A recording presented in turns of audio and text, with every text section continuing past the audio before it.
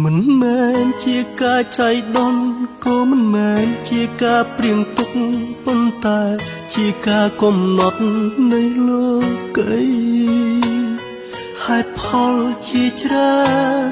សុទ្ធតែបិទបាំងបំភ្លៃឲ្យបងនឹងស្រីយល់ច្រឡំនឹងគ្នា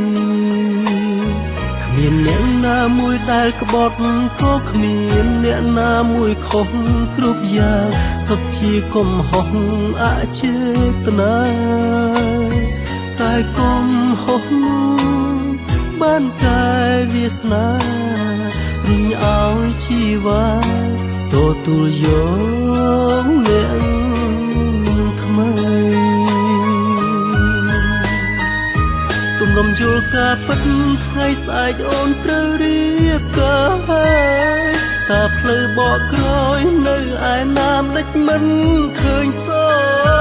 ឃើញតែបាក់បែកផ្លូវទឹកភ្នែកសោកស្ដាយស្រ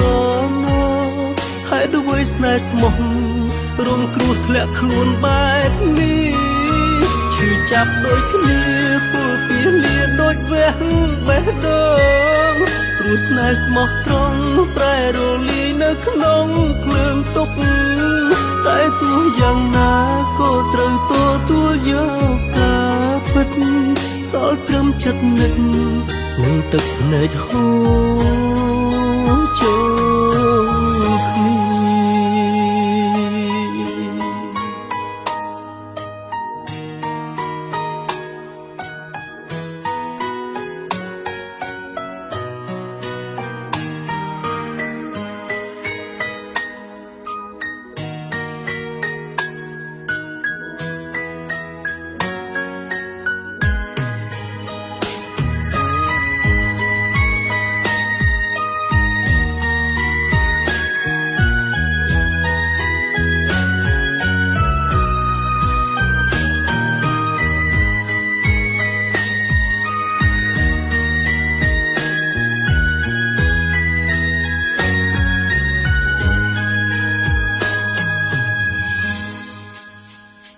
មានអ្នក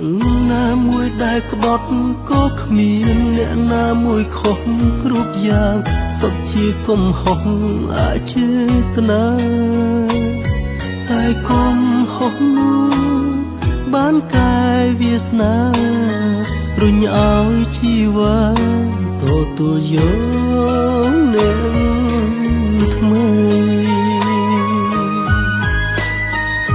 ទំរំយល់ការពិតថ្ងៃស្អែកអូនត្រូវរៀបការតាផ្លូវបកក្រោយនៅឯណាមលិចមិនឃើញសឃើញតែបាក់បែកផ្លូវទឹកភ្នែកសោកស្ដាយស្រណោ